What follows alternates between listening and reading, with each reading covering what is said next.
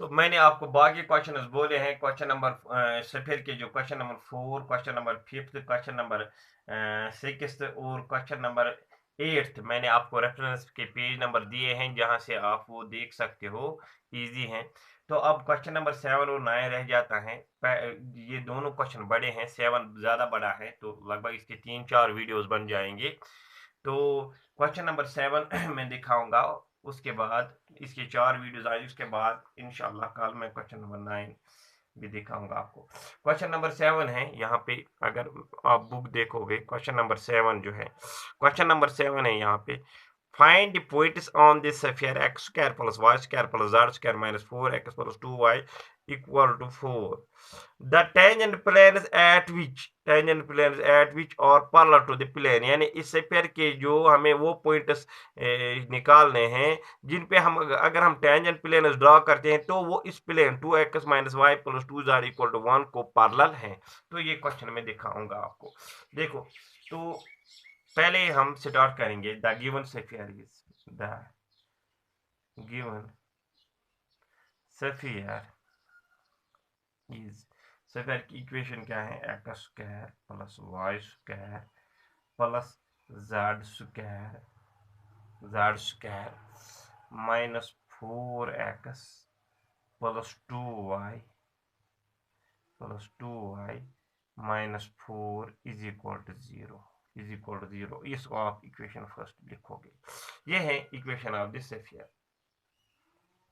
तो इसके बाद एंड द गिवन प्लेन हमें दिया हुआ है, हमें निकालना है tangent plane which are parallel to this plane. Given plane क्या है हमें?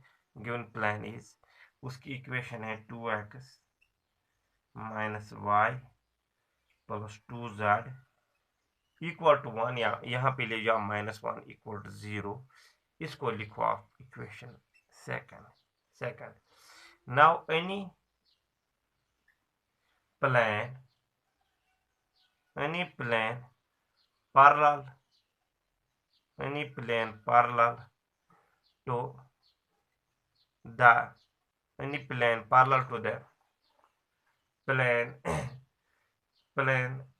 the plane second is, अगर हम निकालेंगे equation of plane parallel to this plane, तो पैरेलल प्लेन के दरमियान खाली कांस्टेंट का फर्क रह जाता है। तो वो पैरेलल प्लेन आएगा इसी तरह से 2x minus y plus 2z, ये सेम आ जाएगा, खाली यहाँ पे कांस्टेंट -1 है, यहाँ पे कांस्टेंट डिफरेंट आएगा k इक्वल टू 0, यानी पैरेलल प्लेन के दरमियान कांस्टेंट का फर्क आ जाता है। ये आप नोट कर दीजिए जहन में। थर्ड, तो 3 इसकी इक्वेशन थर्ड आप लिखोगे। अगर अब यही बिकॉज हमें टेंजेंट प्लेन निकालना है, वो पैरेलल है इस प्लेन को, जो प्लेन सेकंड है। तो इफ अगर मैं इस तरह से मैं यहाँ पे लिख लेता हूँ, if this third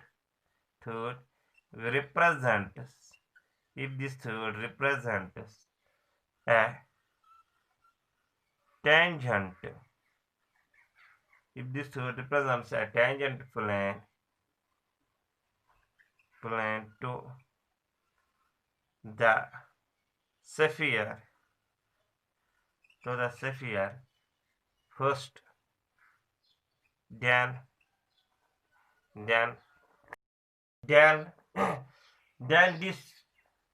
this P means perpendicular distance, then this P is equal perpendicular distance from the center।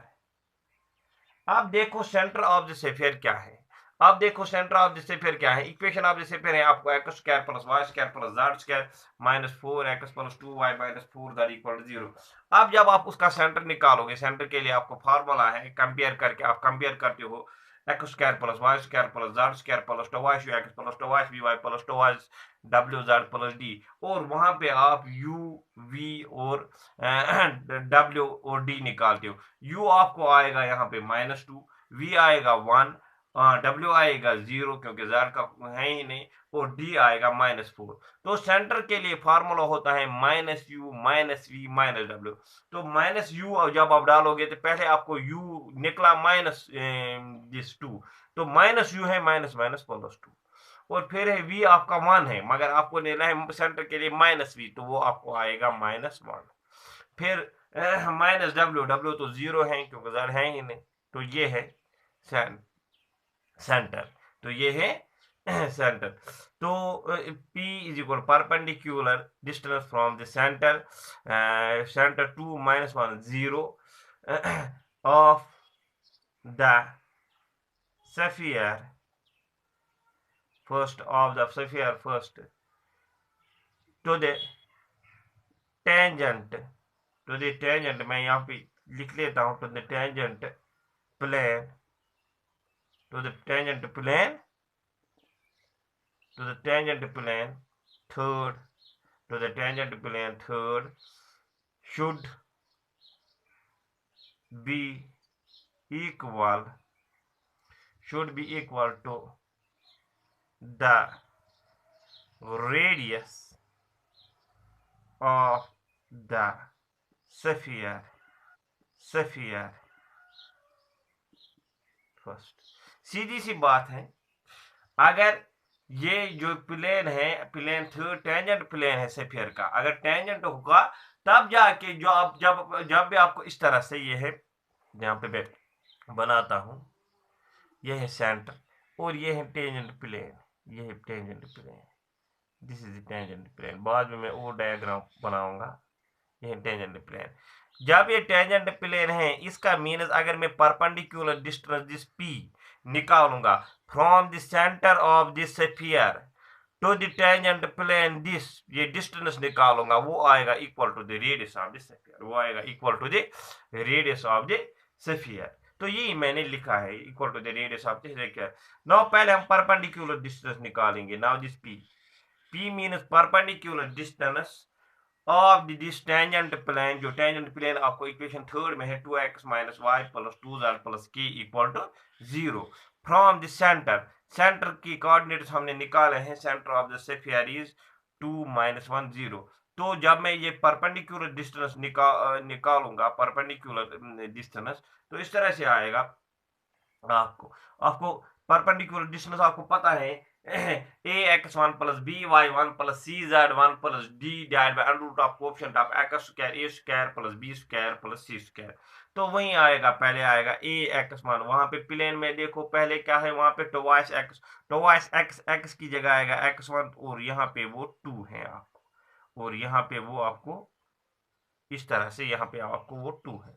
फिर आएगा फिर वहां पे है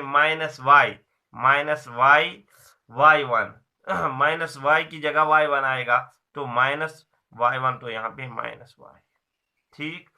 फिर प्लस टॉवाइस z1 की जगह यहाँ पे 0 है, तो यहाँ पे आएगा 0 प्लस k, वहां पे क्यों कांस्टेंट है, ये मॉड ऑफ, क्योंकि डिस्टेंस पॉजिटिव होता है, divide by √ of coefficient of x² + coefficient of y² + coefficient of z²।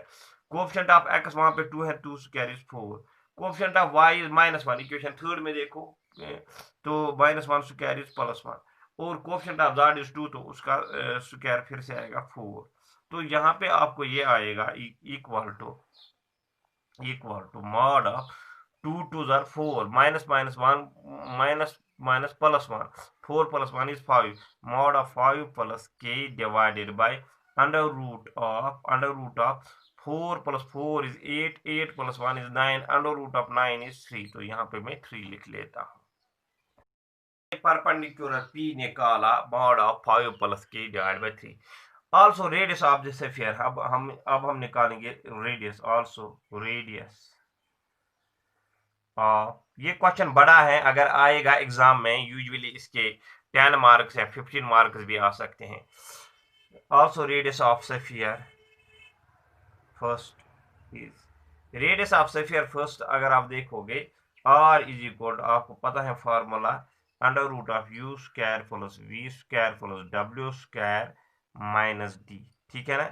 तो this is √ of you square, you तो है 4, यू आपको 4 है, क्योंकि सेंटर देखो, सेंटर क्या है आपको 2 -1 0, यहीं से आपको माइनस वी और माइनस डब्ल्यू, यू वी और डब्ल्यू आता, साइन को छोड़ो तो आपको आएगा यू स्क्वायर, तो यू की जगह है आपको -2 स्क्वायर इज, तो यहाँ मैं लिख लेता हूँ यू स्क्वायर -2 स्क्वायर, वी तो 1 है 1 स्क्वायर, प्लस डब्ल्यू तो 0 है 0, माइनस डी देखो, डी वहां पे इक्वेशन ऑफ द सेफियर में आपको लास्ट पे -4 है, तो यहाँ पे -4, तो यहाँ पे आएगा आपको under root of 4 plus 1 minus minus plus 4, this is, तो यहाँ पे ये आपको आएगा 4 plus 4 is 8 plus 1 is 9, square root of 9 is 3, तो आपको रेडियस आपको निकल आ गया 3, रेडियस आपको निकल आ गया। नाउ नाउ आपको सिचुएशन के हिसाब से जो परपेंडिकुलर डिस्टेंस है P is equal to radius of sphere, P is equal to radius of sphere, radius of sphere, तो ये P जो है आपका P है mod of 5 plus k divided by 3 is equal to radius of sphere जो है वो है 3 आपका, दिस इंप्लाइज आपको मॉड ऑफ 5 प्लस के निकल आ गया 3 3 9, mod of 5 plus k is equal to 9, अगर मैं मॉड यहाँ पे हटा लेता हूँ, आपको पता है 5 प्लस के आपको आएगा मॉड हटाने के बाद प्लस माइनस 9, इसका क्योंकि मॉड के दो वैल्यू पॉजिटिव और नेगेटिव, प्लस माइनस 9, तो यहाँ पे दिस मीन्स जो ये के है आपका, के की वैल्यूज आएंगे प्लस माइनस 9, प्लस 5 को यहाँ पे शिफ्ट करो -5, क्योंकि 5 प्लस के था आपको प्लस माइनस 9, के आएगा आपको प्लस माइनस 9, प्लस 5 को वहां पे शिफ्ट करो -5, सो के की वैल्यूज आएंगे आपको, के आएगा आपको पहले प्लस 9 -5, फिर आएगा आपको -9 -5, तो के दो वैल्यूज आ गई, 9 -5 इज 4, -9 -5 इज -14, अब इन वैल्यूज को हम के वैल्यूज को इक्वेशन थर्ड में पुट करेंगे और वहां पे equation of two tangent planes हम निकालेंगे यूजिंग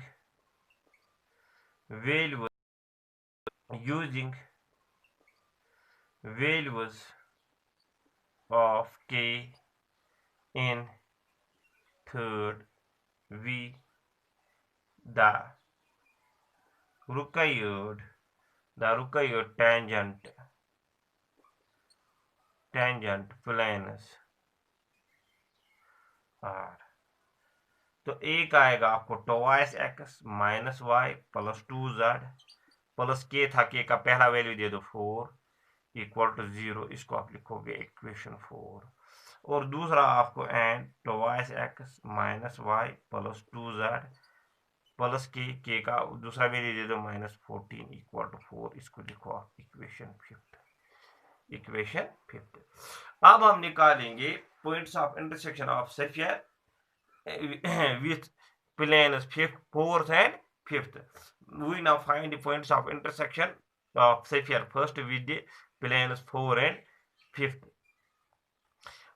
तो आप यहाँ पे लिख सकते हो, हम क्या करेंगे, we now find the points of intersection of the sphere first with the planes 4th and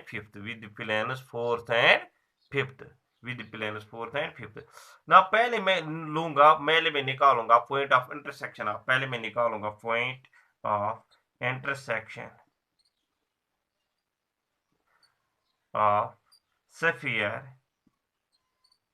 first with plane fourth,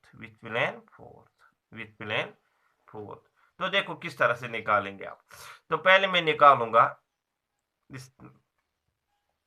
निकालूंगा equation of line through the centre of the sphere and perpendicular to the tangent.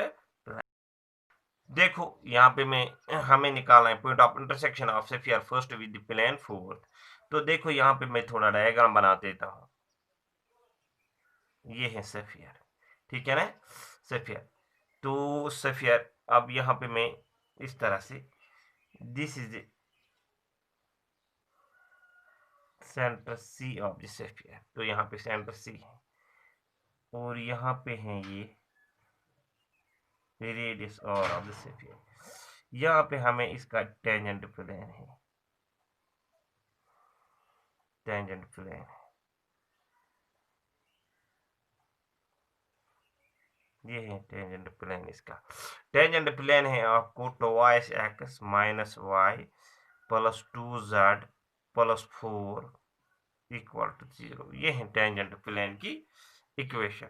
ये है तो हमें ये point of intersection जो ये यहाँ पे for example point of intersection P है, यहाँ पे जो ये आपको नजर आ रहा है पॉइंट ऑफ कांटेक्ट, ये हमें निकालना है। मैं निकालूंगा इक्वेशन, यहाँ पे इक्वेशन ऑफ द लाइन, एक लाइन की मैं इक्वेशन निकालूंगा थ्रू सेंटर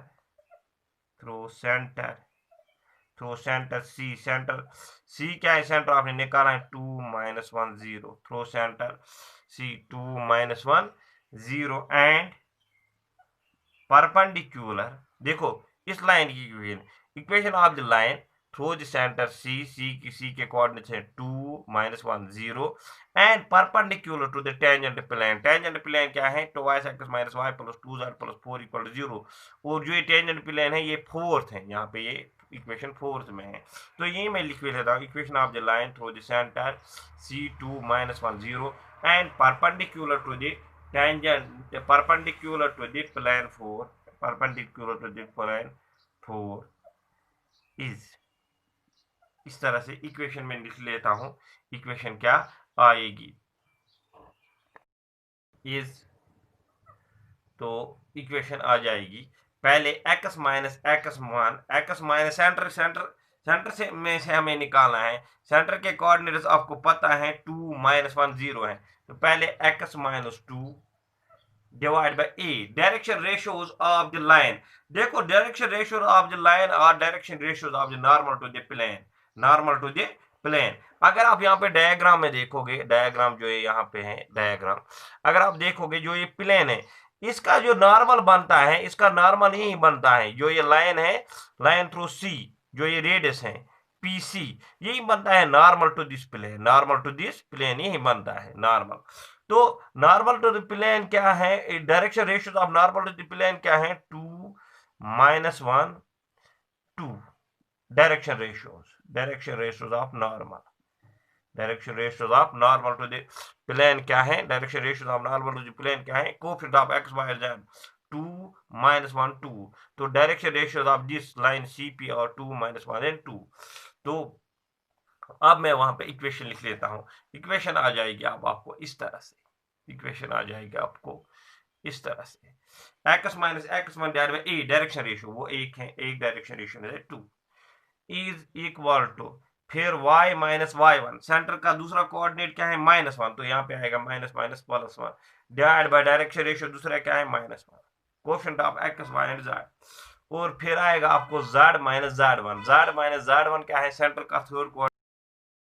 और फिर आएगा आपको z माइनस z1 क्या है, सेंटर का थर्ड कोऑर्डिनेट, सेंटर है 2 - 1 0, तो z minus 0 divide bye direction ratio जो है दूसरा यहाँ पे 2 इज इक्वल टू t से, t के बराबर में लेगा। तो इसको हम इक्वेशन 6 लिखेंगे यहाँ। अब मैं लूंगा let any point on the line 6 B, इस तरह से P में लूंगा P।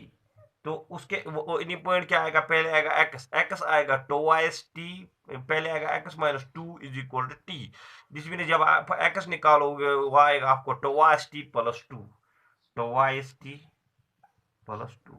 बाद में भी आप ले लोगे y plus 1 divide by minus 1 is equal t, y plus 1 आएगा माइनस t, y आएगा आपको माइनस t माइनस 1, तो ये आपको आएगा y माइनस t माइनस 1, और z आएगा आपको ट्वाइस t। ये है any point on the line 6, any point on the line. अब ये लाइन पे जो ये पॉइंट है ऑन द लाइन 6, अगर ये पॉइंट ऑफ इंटरसेक्शन है तो ये प्लेन फोर पे भी आएगा। पी आल्सो अगर ये पॉइंट ऑफ इंटरसेक्शन है, सीधी सी बात है, तो देखो ये प्लेन पे भी आएगा ये पॉइंट पी, तो वही मैं यहाँ पे लिख लेता हूं इस तरह से। P P also